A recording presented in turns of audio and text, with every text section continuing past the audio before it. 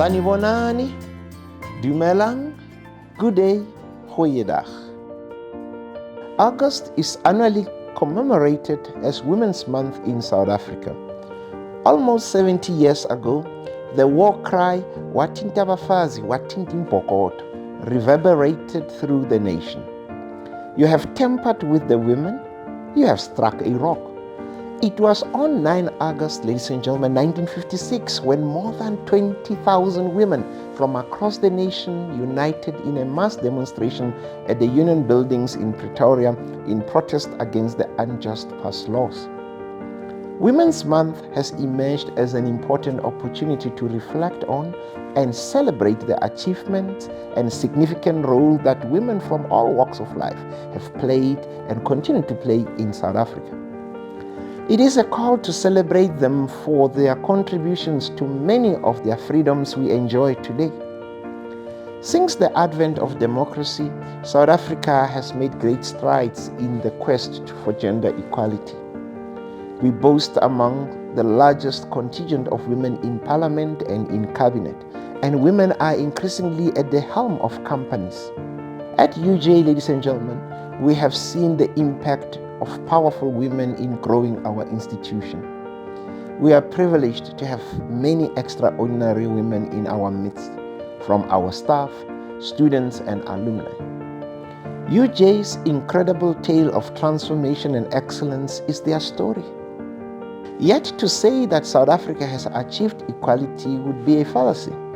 As we celebrate women, we are also called to acknowledge and reflect on the difficulties that they continue to face. Although we have come a long way since the 1950s, negative perceptions and harmful stereotypes of women still persist in our homes and workspaces. It is a travesty that the majority of women still do not have access to opportunities that can empower them and their communities.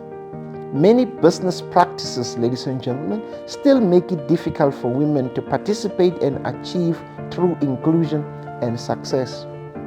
Women and girls remain underrepresented across many sectors.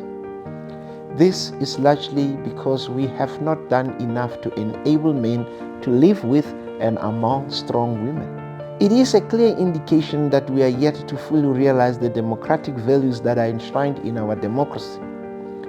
We have to reconfigure not only our structures, systems, and support, but we also have to fundamentally rethink our world. Gender inequality still persists because of our inability to fully embrace this process. As society has demonstrated, the implications of failing to do so are dire. Gender inequality and these perpetuated norms are directly correlated to gender-based violence. In South Africa, we see this manifest daily. Gender-based violence is so prevalent that South Africa has been compared to war-torn nations. We are all too familiar with the horrific stories that continue to make headlines. As Graça Machel once said, there are precious lives between these cold numbers. Calls to action go largely unheard and the scourge persists. We have to do more. We have to tackle gender inequality head-on at an individual level, an institutional level, a national level, and an international level. It is in this spirit that I call upon all of us as the UJ community to be steadfast in standing against the gender-based violence that continues to ravage our beloved country. As a community, we have to actively and deliberately continue to promote gender equality and justice. We must be unwavering in our resolve to foster transparency and accountability on our campuses. And we must demonstrate that we have zero tolerance for gender-based violence and the unequal structures that persist. Part of our duty as an institution is to right these societal imbalances. Importantly, this is a shift we need to be seeing in other facets of our society.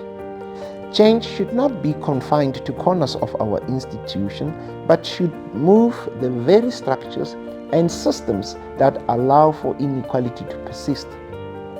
Our Chancellor, Dr. Phumzile Mlambo-Ngcuka, once declared, achieving gender equality is about disrupting the status quo, not negotiating it.